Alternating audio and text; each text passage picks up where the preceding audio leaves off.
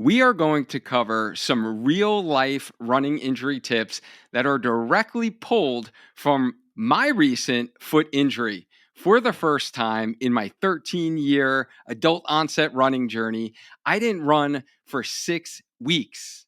The longest time I ever went without running was 10 days, and that was after my goal marathon last year to allow for full recovery. The longest time I ever needed to recover from an injury without running was 3 days. No, I didn't get lazy. I didn't get burned out from running, but I suffered my first running injury that forced me to shut down running completely for 42 days. Let's be honest, not running and doing the thing you love just absolutely sucks. However, with the right mindset, injury recovery, and return to running strategy, you can conquer your injury and not go stir crazy without running. I want to share with you why I didn't run for 6 weeks, my foot injury diagnosis and recovery process, and returning to running after injury lessons. Whether you are currently not running due to an injury or you've gotten back into running from an injury, my 7 tips for how to safely return to running after injury will allow you to go from setback to comeback, baby.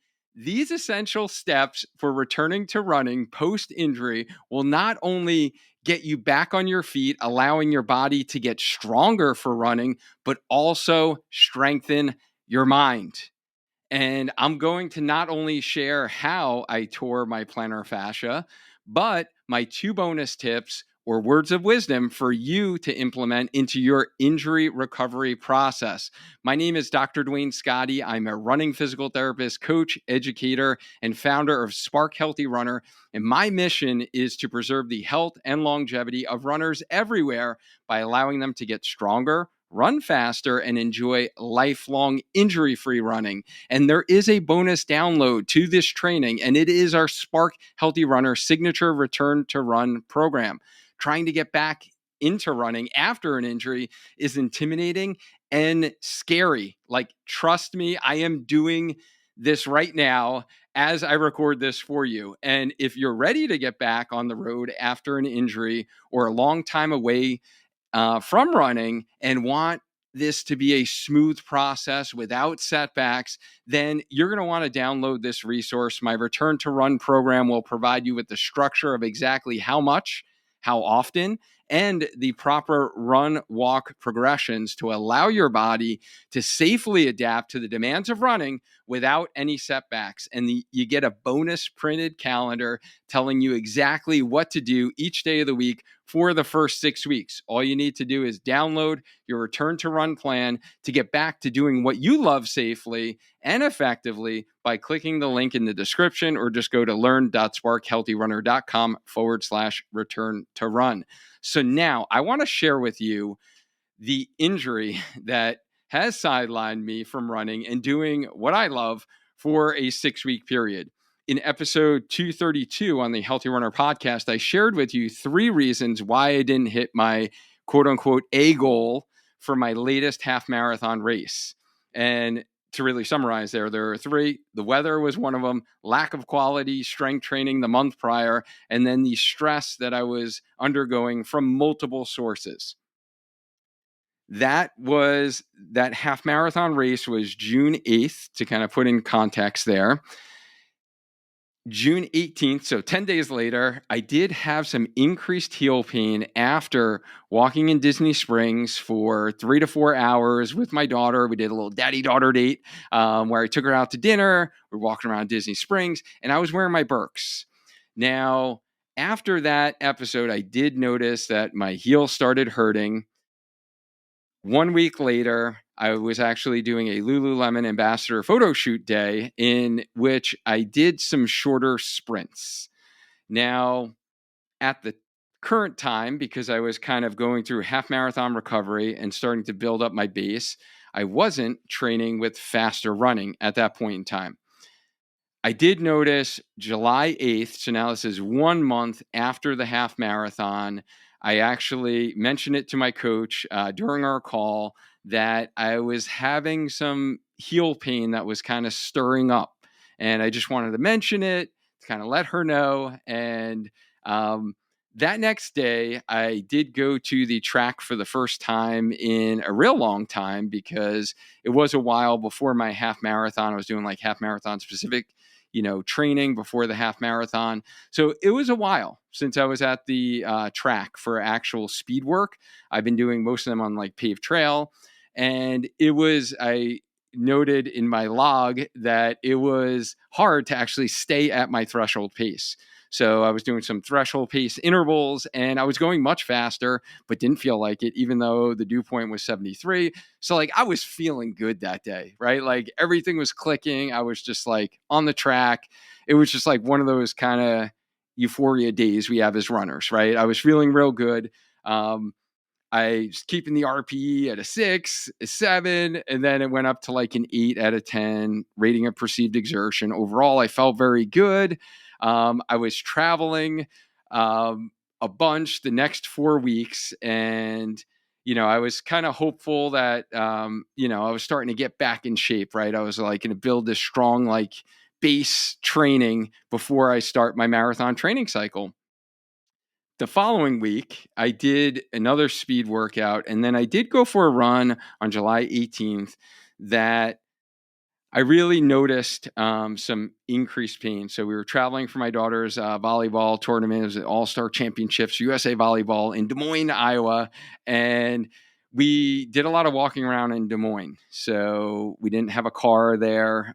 So we wound up, walking around a lot. And it was pretty darn painful just like walking around that I noticed. And I was hoping that, it wouldn't be an issue for my run, but I went for my run, kind of explore the city of Des Moines there, went over to the Capitol, actually took some nice like footage of myself running in Des Moines. Cause like, when are you ever in Des Moines? Like, let's be honest, no offense to anyone who lives in Des Moines here. But you know, that run, I actually felt pretty sharp pain in my heel to the point where it's like a 7 out of 10 pain.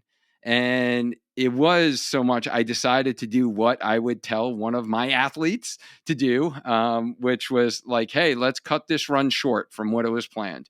It was like a 45-minute run, and then I was going to do strides at the end of that run. So I didn't do the hill strides that were kind of programmed. I cut the run short. I was definitely frustrated, but I was trying to maintain a positive outlook because I just felt like, hey, these tissues are like extremely irritable right now. Like, let's get the irritability down, and then I'm gonna be fine, right? Like I'm gonna be good. And I was really happy at this time because I was actually choosing a fall marathon. For those of you who have heard like previous things, I probably talked about wine glass, but unfortunately that did conflict with my daughter who's a freshman in college, parents weekend, and I wasn't gonna miss that. She's in Florida, we're in Connecticut. So like, I didn't see her for 7 weeks. So I wasn't gonna miss that opportunity to see her. So I couldn't do that marathon and wound up actually signing up for the Philly Marathon. And I was excited because that one's later in the season and I had this pain. So I was like, you know what? I'm good. Like, my 16-week training block doesn't even officially begin till August 4th. So I was like, thank goodness I picked a later marathon because this pain was kind of going on for a number of weeks and now it seemed to get worse, right? It was like a 7 out of 10 pain.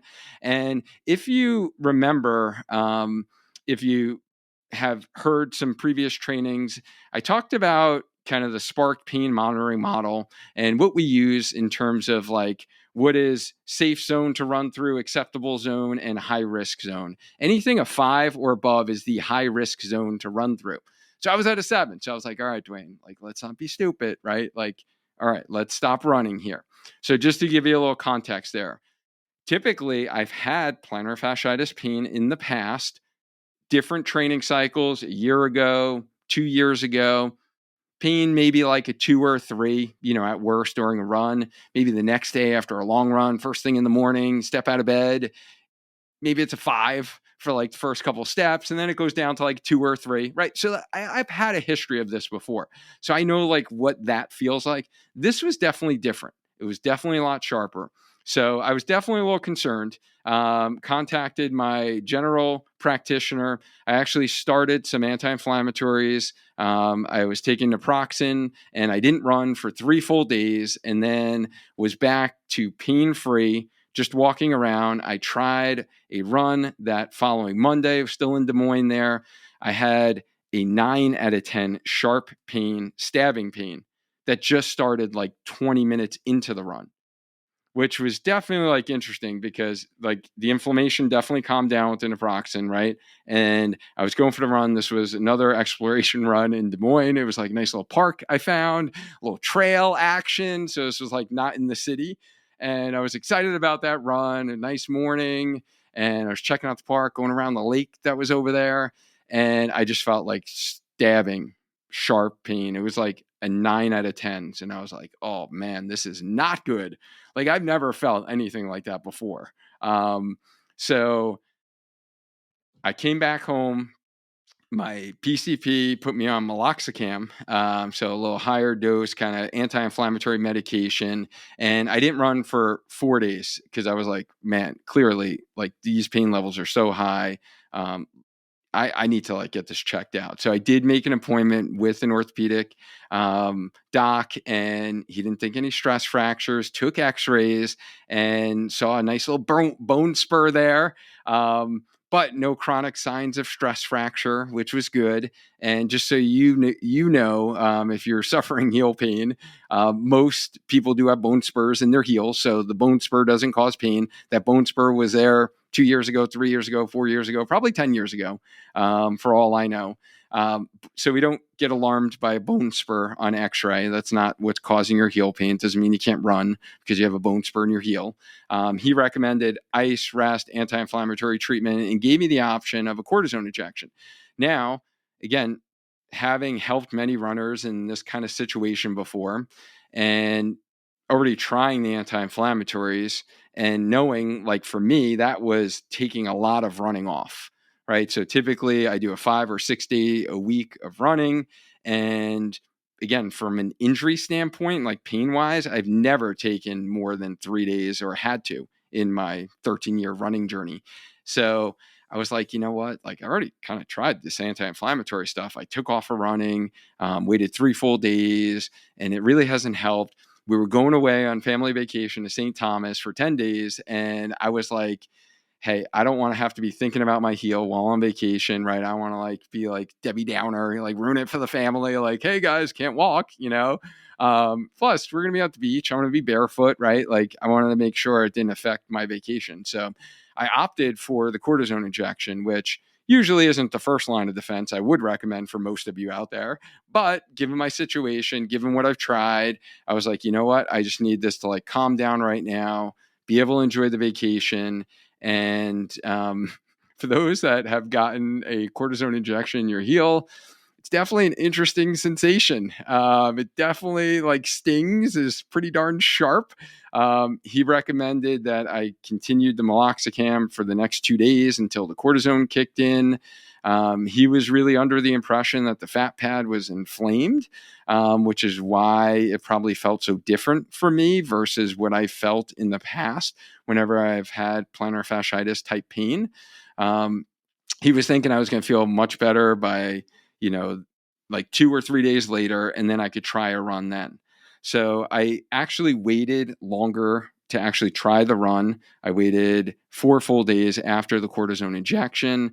So this was now already like 7 full days of running. So I took a week off, 6 days on the meloxicam, did the cortisone injection, and was definitely sore for like 2 days after the injection. Just if anyone's getting a cortisone injection, like I was sore from that thing for 2 days. But by that Monday, we got to St. Thomas. Like I had no pain at all with my everyday activities. So I was able to walk, be able to do everything.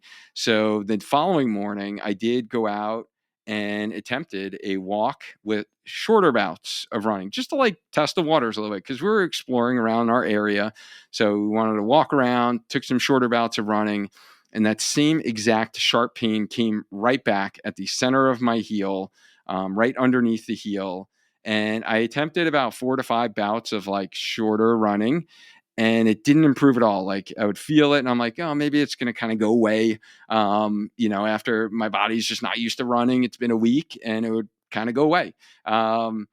Unfortunately, the pain noticeably got worse. Definitely running up any inclines where I did have to contract my calf muscles. The pain was better running down hill. And in St. Thomas, it's definitely a lot of hills if anyone's ever been there before. So, I was really definitely bummed out by that. I tried to go for, I continued to take the anti-inflammatory medication because I was like, away again, I knew it needed to kind of calm down any inflammation that was in there. I took 2 full days off of running, played it conservative. From that attempt that I had, it was like a Tuesday, so I didn't go out till like Friday again. I trialed another run, 4 attempts, no change in pain at all.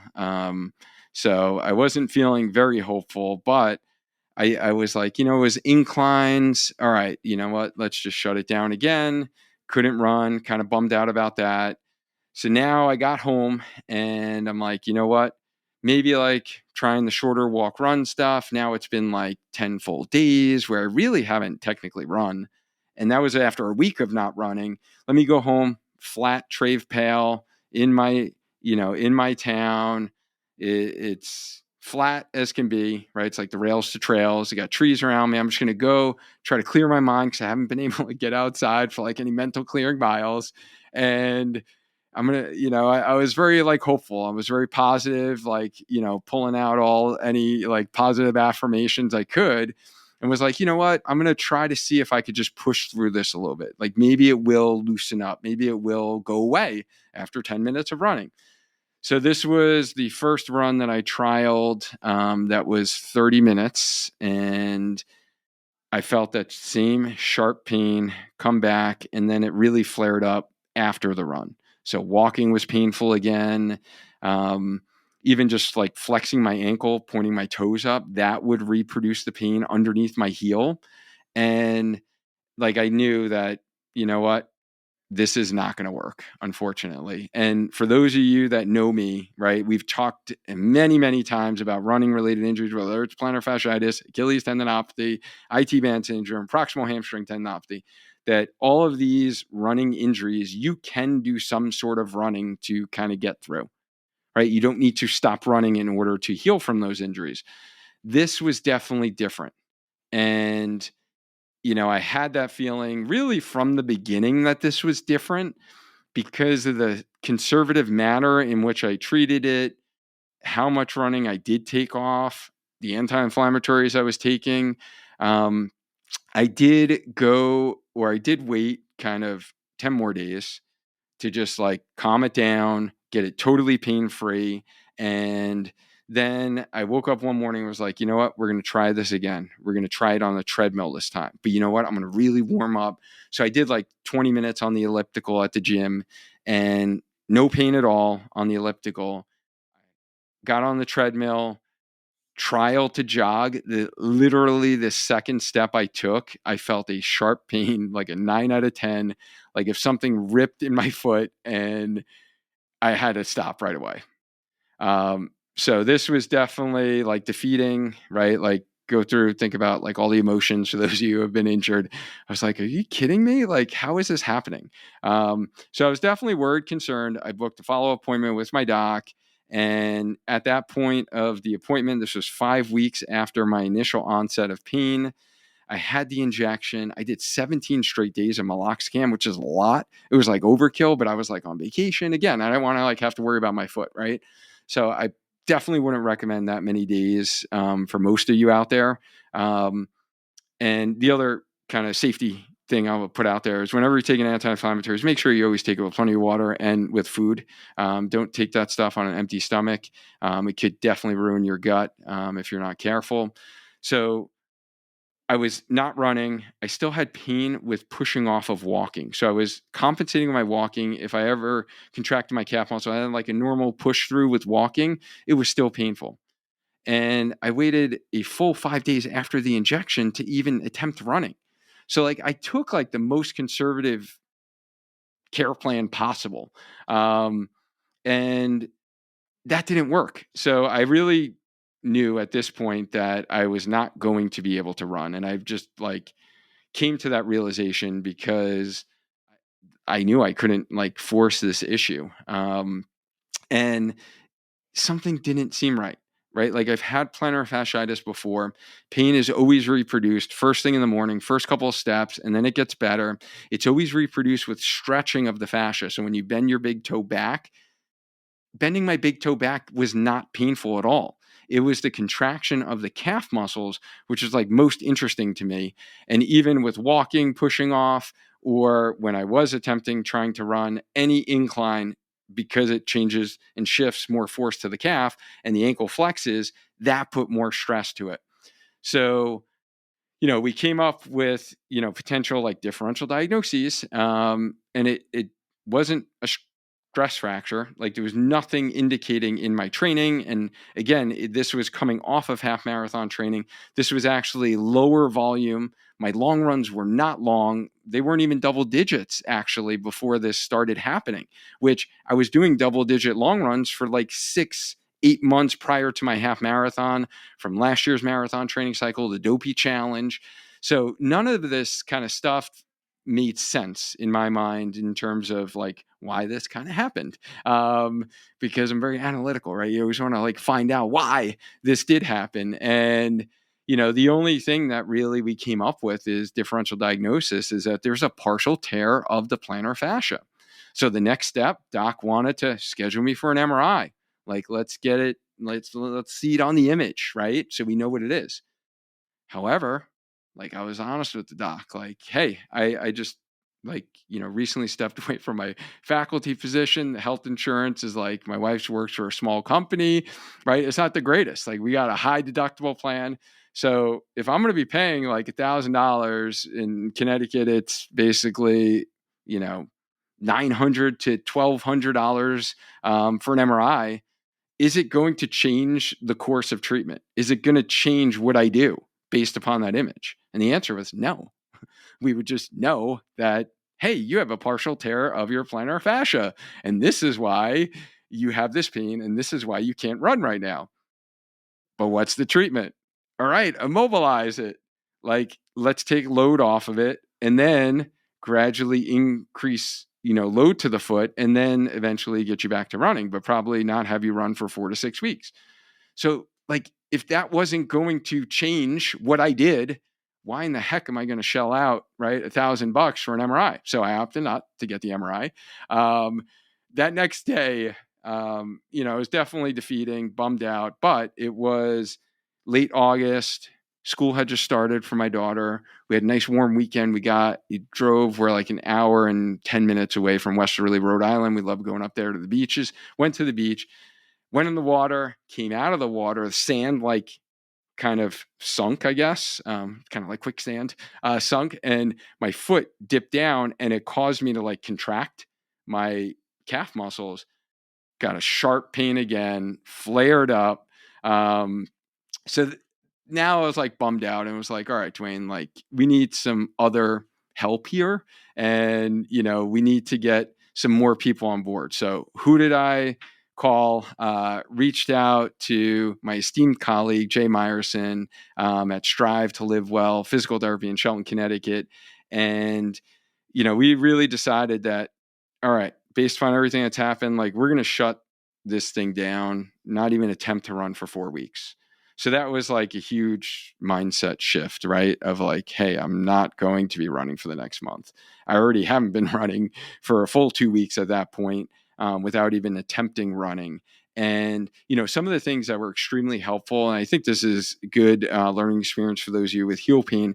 If you've never tried Lido, low dye plantar fasciitis or plantar fascia taping, it can be extremely helpful from like short-term pain relief standpoint.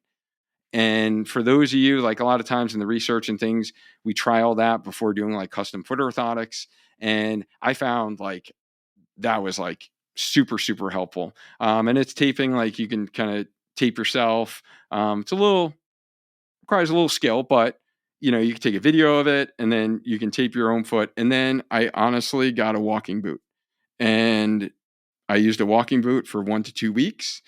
And then once I was pain-free walking around my house, I transitioned back into my custom foot orthotics that I haven't worn in probably 5 years now, because it does support the arch. So I do have a lower arch foot type. And when the arch collapses, that puts tension and stress on the plantar fascia. So I went back in my custom foot orthotics to really support the foot like the taping did. And so I didn't have pain, right? Kind of allow the tissue to heal. And then during my recovery process, I really focused on my foot stabilization and recovery strategies. So, my short foot activation, which is the single best foot exercise for runners out there, and then a progressive loading strategy. I literally could not do a calf raise on that side like a 10 pound in like a leg press machine in the gym because it was painful when I first started. So this has been a progressive process in terms of like, how do we add some forces through the foot that help stimulate healing without slowing down recovery?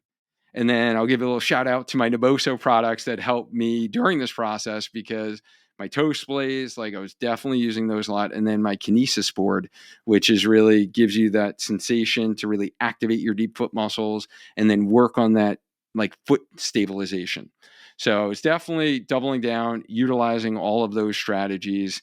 And after 6 weeks of not running at all, I went for my first trial run, and I went to a paved trail, right? That was flat.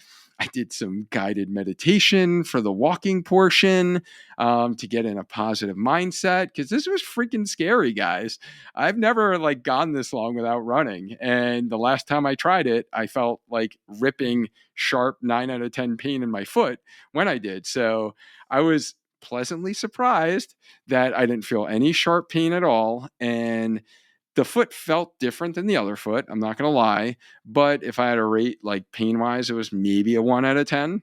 And it was my first run in even attempting over a month. And it was a success. And I was like feeling optimistic, by the first experience. And I want to fast forward for you guys. Now I'm 3 weeks into this return to running journey that I'm on, and I can really share some helpful tips and lessons learned from my first injury that took me out of running in 13 years. And I am not a only a lifelong runner, but I am a lifelong learner. And so reflection is an important part to growing in our running journey. And I also mentioned this with Sarah Strong in our mental health and running interview, that emotional and psychological stress is real and it manifests itself physically.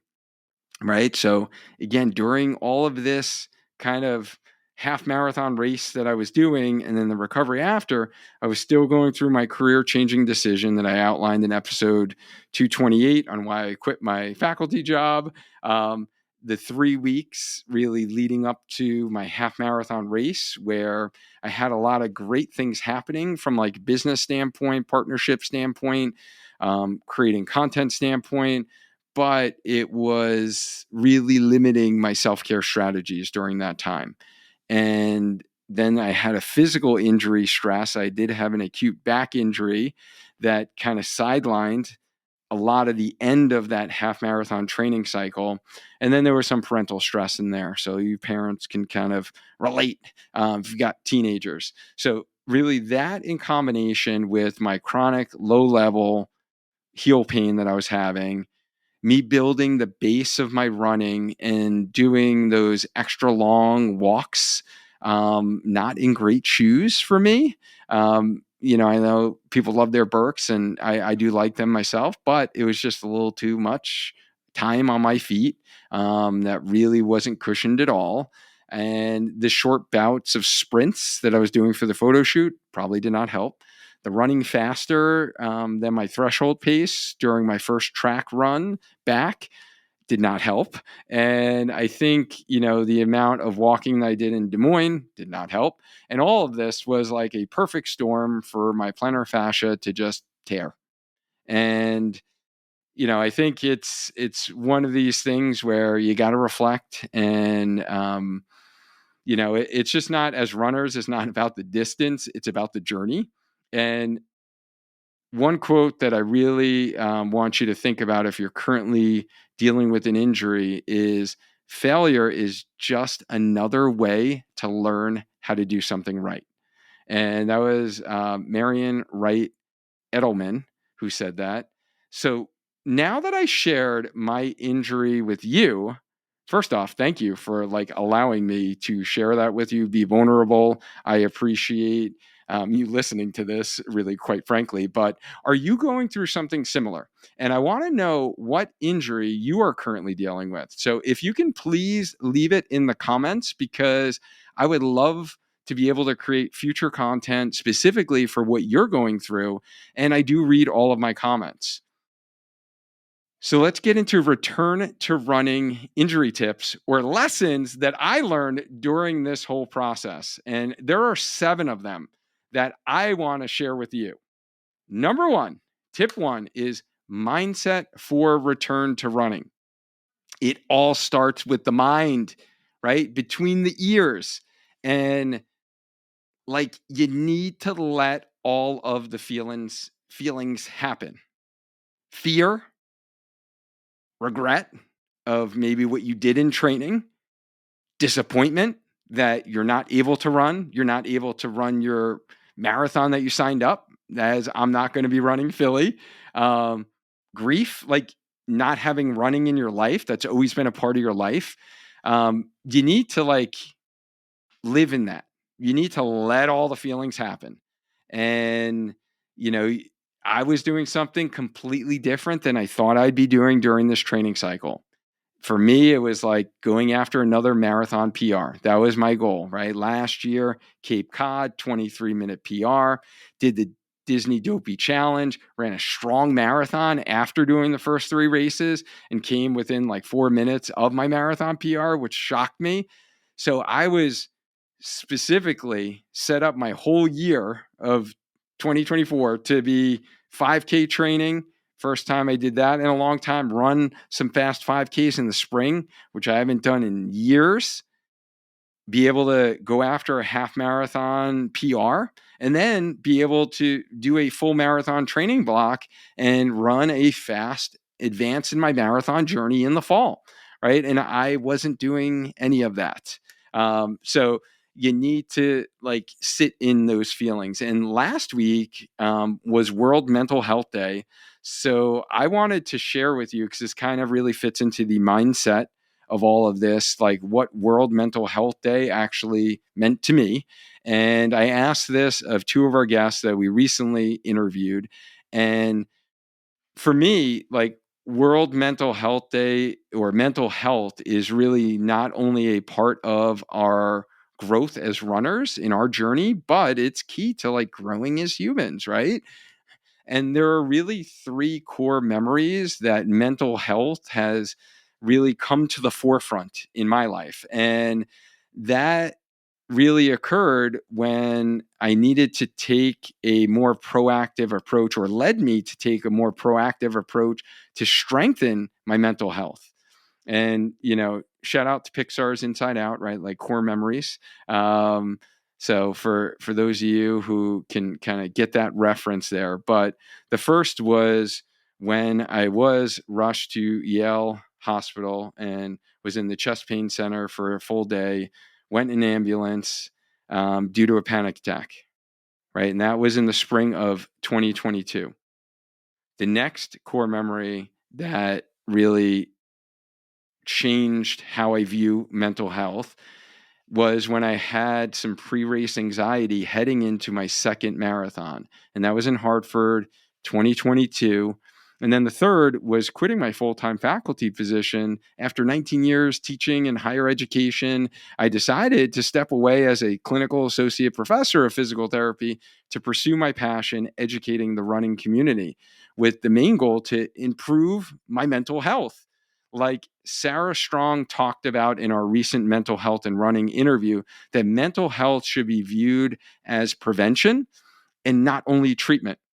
And when you're having a crisis. And I wanted to take a more proactive approach to improving my mental health for longevity so I can show up to be the best husband, the best father for my girls, best friend, and advocate for you within our running community. And it's my hope that I did bring some increased awareness to World Mental Health Day and how we need to change the stigma around mental health. And I really hope that you did enjoy some of the great content that we had with experts in this field, whether it was Jenny Ketchum Crooks, who shared her expertise when it comes to anxiety and the effect that our digital devices have on stunting creativity and our interpersonal relationships. I definitely learned a lot from that one, as well as Sarah Strong, who shared some great ways to improve our mental health as runners by allowing some stress to empty the bucket, like release the valve she talked about. And she shared with us some strategies to be able to do that so we don't get overwhelmed and are put into crisis mode. And if you haven't heard those interviews, then check out episode 246 and 248 on the Healthy Runner podcast.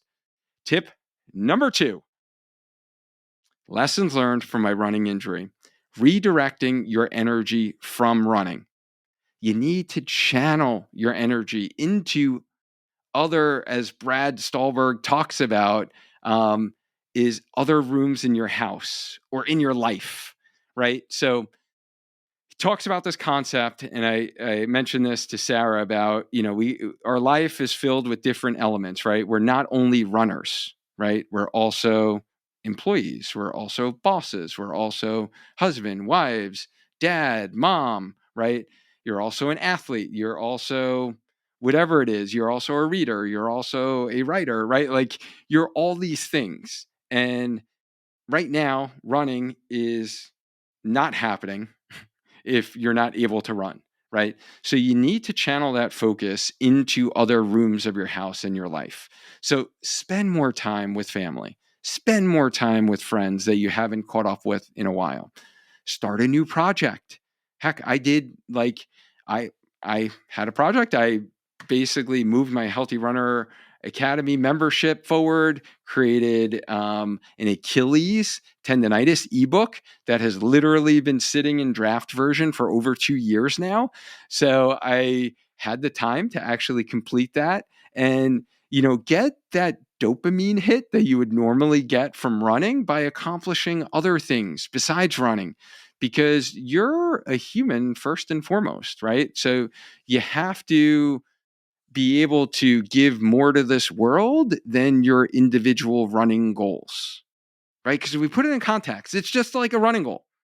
It's just a marathon time goal, right? So if I'm going to try to run a sub 340 marathon, my next try, right? It's just my personal goal.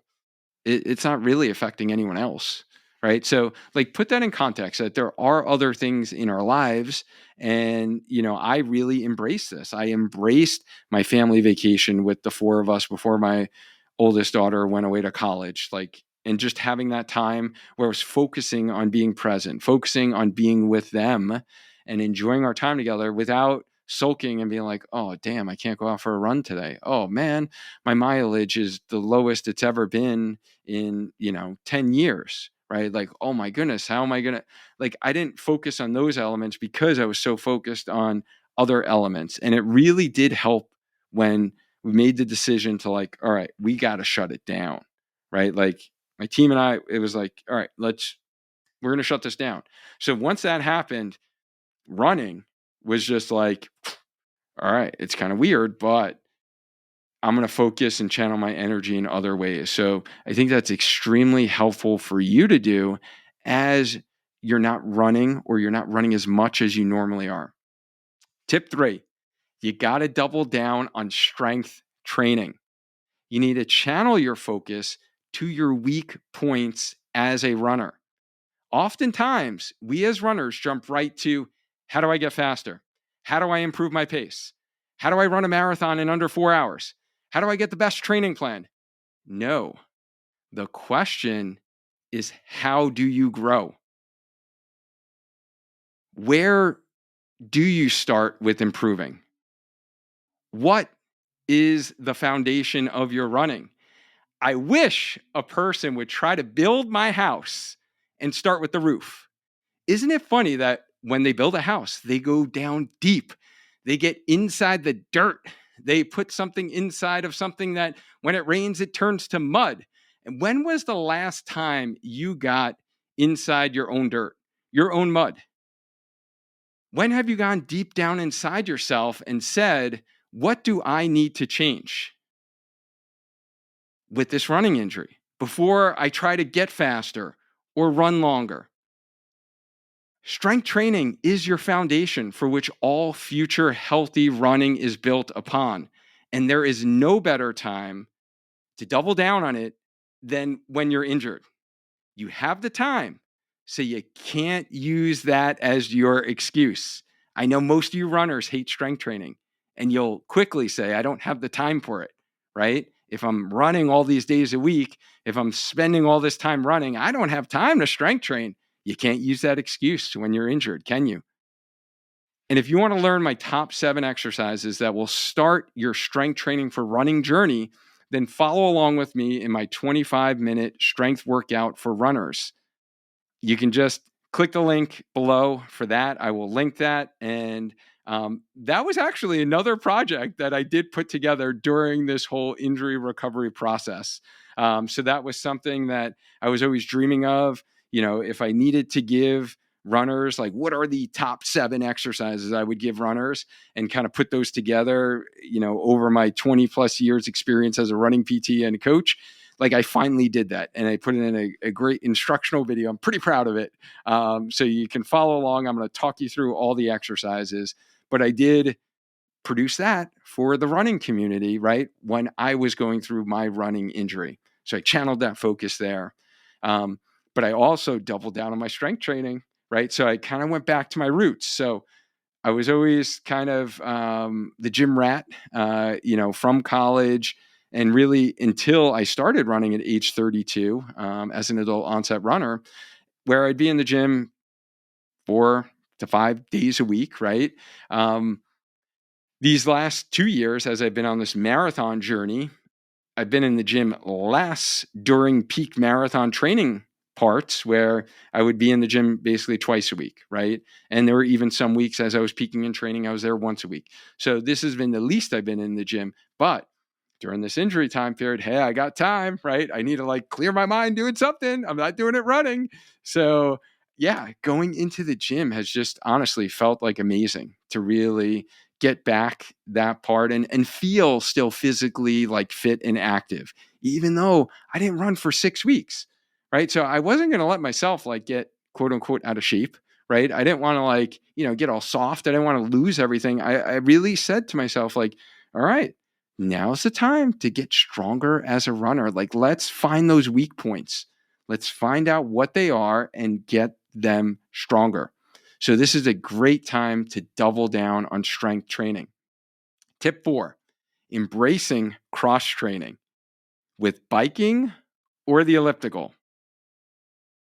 I'm not going to lie. This was hard for me, guys. This was very hard for me. I am a person who does not like biking, does not doing the elliptical at all. And I needed to really embrace being a cardio, quote unquote, junkie again, where I literally haven't done that since high school. So it was kind of weird to do that. It was really hard. It felt like forever. The first bike session my coach programmed for me was 20 minutes. And that felt forever. And my butt hurt. I'm I don't sit this long, right? Hey, I'm standing for you guys right now. You can see, I don't like sitting for prolonged periods. So I'm going to move around. That's why I love running. And I had to find a way to embrace it, though. I had to find, good training videos that, I was learning while I was biking, right? I was kind of multitasking there. And then, being able to actually do some workouts, quality sessions on the bike. So to maintain aerobic fitness and maintain aerobic capacity. The one benefit that I did find is it was a lot easier for me to actually work within my zone 2 heart rate on the bike or the elliptical than it is running. And so I was kind of doubling down on that heart rate zone, which is going to help me as a runner as I'm getting back into running, but then also working in different zones and working threshold zones. So having some of those program workouts stimulate the mind. I was doing different intervals, going at, threshold pace, 10K pace, 5K pace, all of that. And it was making it a little bit more fun, I'll say. The elliptical, I will say, it was very interesting because the elliptical is a lot harder to get the heart rate elevated, in case you guys didn't know.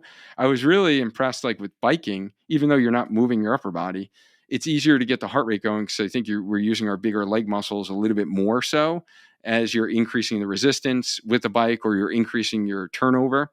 For the elliptical, in order to get the heart rate really high, you have to jack up the resistance so high that it's almost like you're moving through mud. So you're not getting leg turnover. So that's kind of like, I wasn't a big fan of the elliptical, even though I like the position of my spine better and being in more upright position. But for those who are doing the elliptical for certain reasons and you're trying to improve your running, I almost felt like even though the motion's different, the bike was helpful at working different heart rate zones and like getting a sweat and workout, if that makes sense. And also even getting the legs to turn over more. So that's tip number 4 is you got to embrace cross training. I really saw it as like a new challenge, honestly, because I didn't do it in so long. It was a new challenge. Tip 5, your running will look vastly different than when you last left off, right? Like during this comeback journey that you're on with returning to running, you need to embrace a new challenge of maybe walk running, right? And doing different structured intervals. And that's going to be important for you to actually gradually increase the demands of running back on your tissue that you injured. So for me, it's my plantar fascia, right? It's in my foot. So I need to gradually introduce those loads as I'm gradually increasing progressive load through strengthening in the foot itself and my calf muscles and the fascia. I need to do the same thing with running. So my running looked a lot different than it did, right? Like prior to all this going on. So it's not like you shut it down for 6 weeks because you get a running injury and then poof, like you could just turn the light back on and you just go out for your normal run that you had before your injury. It doesn't work like that. You have to embrace a new way of running and gradually allowing your body to progress in certain milestones without having flare-ups, right? And so it's going to look different, and you just need to be okay with that. You need to know that in advance. And I'm going to share with you actually another tool that I've been using that have really leveraged during my return to run phase, during my personal comeback journey. But I'm not going to share with you yet because it's only been 3 weeks and I've only actually been using it for 2 weeks. So I want to hold off because I want to give like my true honest assessment of it and how much it did help me during my full return to run progression versus me just like recommending something that I'm not right. Like I don't know the end result yet. So I do want to kind of see it out, and I don't want to just give you like a knee jerk initial reaction, just because I do think that this can be a really useful tool for many of you returning from injury. So kind of more on that, hopefully in the future, right? If I am continuing to see what I'm seeing personally using it and actually delving into some more of its utility within the running space. So if you want to know more about like the best walk run strategy after running injury, you can get that structured return to run plan by downloading our Spark Healthy Runner Return to Run program. It's free. It's going to be super helpful for you to have that structured approach. It really keeps you in check because you're going to feel good on certain days and you're going to want to do more. This is going to keep you in check where it's like, okay, I'm just doing 8 repetitions of a 2-minute run followed by a 1-minute walk or a 30-second walk. So it's all structured out for you as you get back on the road doing what you love. Again, I'm going to have that linked in the description below, or if you go to learn.sparkhealthyrunner.com/return to run, you can get that. Tip 6, fear. It's a real thing, guys. It is. and you will need to overcome it. Like, I was freaking scared when I took that first trial run after the 6 weeks of being off, because I was really seriously waiting for like the shoe to drop.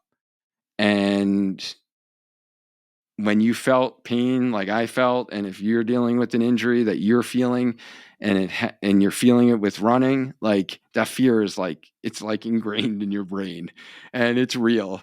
So you need to be confident that if you have followed your recovery team's recommendations, if you have met the milestones at each point, you've seen progress. Like it was amazing for me, like see the progress I mentioned about like the push off, that my normal walking literally would have pain when I just pushed off. And when I can get a normal walking pattern without feeling pain, I was like, okay, things are healing. Things are going well. When I was able to slowly, gradually increase the amount of load that I did with a calf raise and increase the range of motion in my ankle, that I'm going heel below the level, like I was hitting these milestones. I remember specifically an exercise I was doing in the gym, which is like one of my staples that I love to do. It's a front step up. I actually do it with a little angled wedge to kind of put more stress and strain to the quads, and go into like a single leg stance pose where I'm, holding at the top, getting good single leg stability, slowly lowering. I remember specifically trying that exercise in the gym when I was going through that flare up.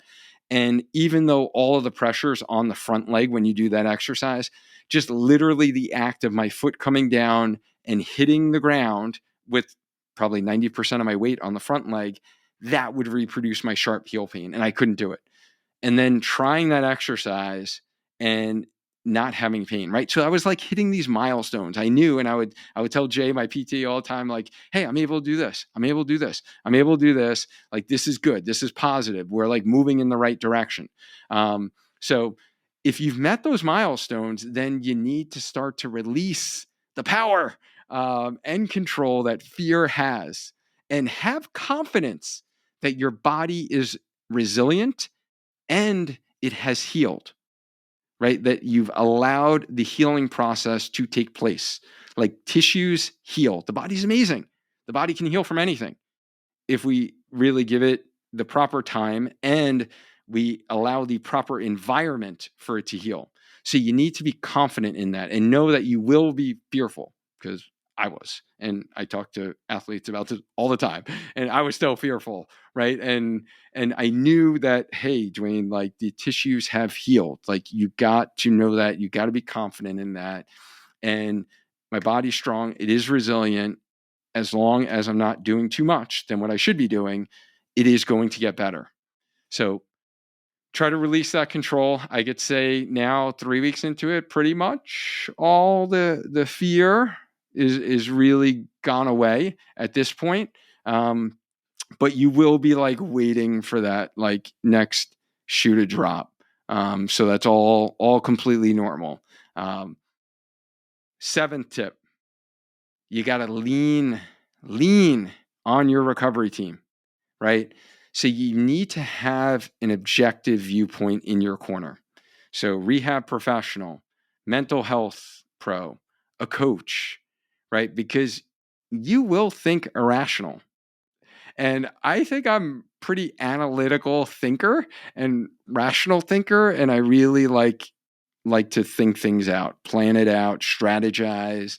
And that's what I do with all my athletes. And, obviously I was doing that with myself, but you still need an objective viewpoint. So shout out to my coach, Steph, and Jay, my PT, from Strive to Live Well PT here in Shelton, Connecticut. They were in my corner, my recovery team, when I was at my low point. And it really is helpful to have a team to lean on and have people you can trust.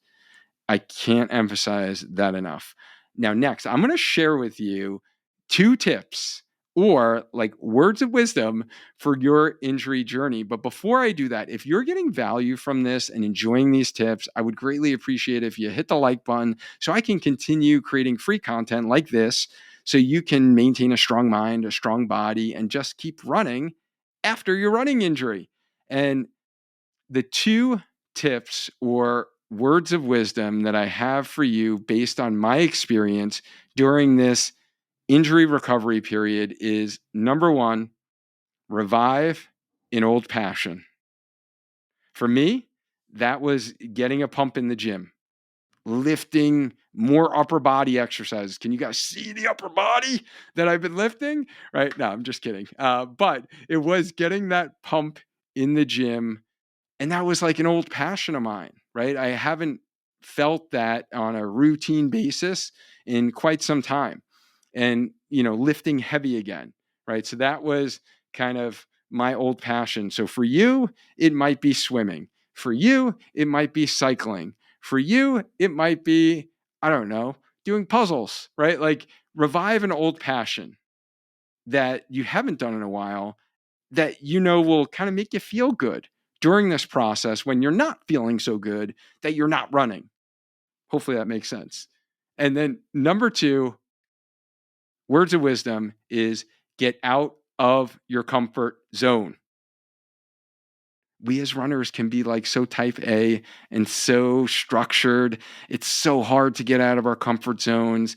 For me, getting out of my comfort zone was doing an hour and 20 minutes on the bike. I had a long bike ride, right, on the freaking upright bike in the gym, doing a workout for my quote unquote long run of the week. That was a long bike session. That was getting out of my comfort zone. I told you already how hard it was to freaking bike for 20 minutes, right, without being bored. Or taking my first spinning class in 20 years. I like show up in there. I'm like trying to adjust the seat. The instructor's like, all right, whose, first time is this? And then he like points at me because he hasn't seen me in there before. He's like, is this your first time? I was like, well, first class in 20 years. Right. So I was definitely getting out of my comfort zone there. But it was a way that I was able to, maintain fitness and be able to do exercise and be able to get the heart rate elevated. It was definitely a good workout. It did revive. It made the time go a little quicker being in a little class setting with the others. But you just need to make sure, and I will caution you all who are coming back from an injury, because there were points where I did feel some foot discomfort early on when you get out of the saddle, when I was getting out of the seat. So I did need to adjust, and I actually didn't spin for like a couple of weeks and then went back to it again. So moral of the story is you got to get out of your comfort zone, guys. And to recap for you, my 7 lessons from my running injury, and what I really shared with you today is, number one, I shared with you how I injured my foot and that whole process and getting the diagnosis, and then the plantar fascia tear and its recovery process. But tip number 1 was the mindset for return to running. You need to establish that first. Tip 2, redirecting your energy from running. So put it in other areas of the house, right? In other areas of your life. You got to redirect that energy somewhere. Tip 3 was doubling down on strength training. It's the foundation, right? We don't start with the roof. You don't start with running faster if you don't have a good foundation. Tip 4 was embracing cross training. That was me on my bike, embracing a little biking and a little spinning class. Tip 5 was embracing a run walk strategy. The running is going to be looking different when you start running. And tip 6 is overcoming fear with return to running, because you will have it and you got to overcome it. You got to release the control. Tip 7 was leaning on your recovery team and having a team. And don't forget, guys, to download your free ebook that I'm really going through right now with my return to run journey that I mentioned before, linked below. And really, this return to run blueprint that I'm talking about has really been a game changer for the athletes who have overcome stubborn injuries to get back to running and doing what they love, like Anna, who really started getting heel pain 3 weeks before her goal marathon. She was struggling to work as a physician because she would get heel pain the day after a run. She would go out for 2 to 3 miles and then would feel pain and then not run for a week and then try again, just to be in the same injury cycle. While working together, Anna was able to keep running despite the heel pain with the Return to Run program. And at the end of the 16 weeks of us working together, she was running 10-mile long runs. And she smiled every single time that she went out for a run. And on her reflection of the whole process and working together, Anna really can appreciate and really thinks of the injury as a gift because she's now stronger and healthier as a runner overall for going through the injury recovery program. Or I think of Paul, who started running in his 40s and was dealing with pain in the butt area for over 10 months or 18 months actually, and otherwise known as high hamstring pain or PHT. And Paul learned that he probably overtrained and created his issue since he had no strength training at all. He was ready to call it quits on running.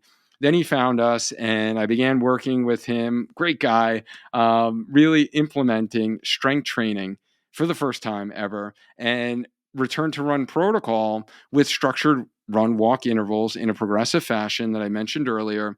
And when then he progressed to running without walking intervals. And by the end of the 16 weeks, which we just finished up, Paul was able to actually do some crazy Disneyland races, which was super hot this year. So he was kind of running through that heat and doing the Disneyland half. And then he came back the next weekend to do the Surf City 10-mile race.